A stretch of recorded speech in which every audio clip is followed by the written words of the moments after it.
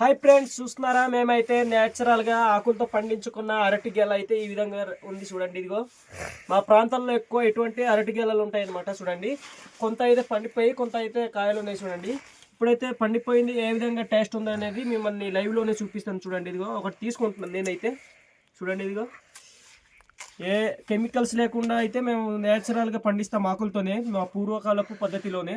చూడండి, ఇదిగో ఇప్పుడైతే నేను టేస్ట్ చేస్తున్నాను.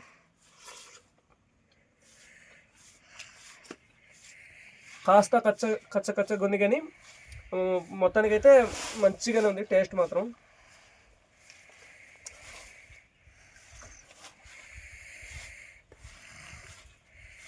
చాలా బాగుంది ఫ్రెండ్స్. మీ ప్రాంతాల్లో కూడా ఇప్పటి వరకు ఈ అరటి గెలలు పండించేటప్పుడు పటాస్తో కాకుండా న్యాచురల్గా ఆకులతో పండిస్తున్నారో లేదో కామెంట్స్లో తెలియజేసి, నా వీడియో నచ్చితే ఒక లైక్ చేసి సబ్స్క్రైబ్ చేయడం మాత్రం మర్చిపోకండి. మరెన్నో మంచి మంచి వీడియోస్ మన యూట్యూబ్ ఛానల్లో అప్లోడ్ చేస్తుంటాను, తప్పక చూడండి ఫ్రెండ్స్. బాయ్.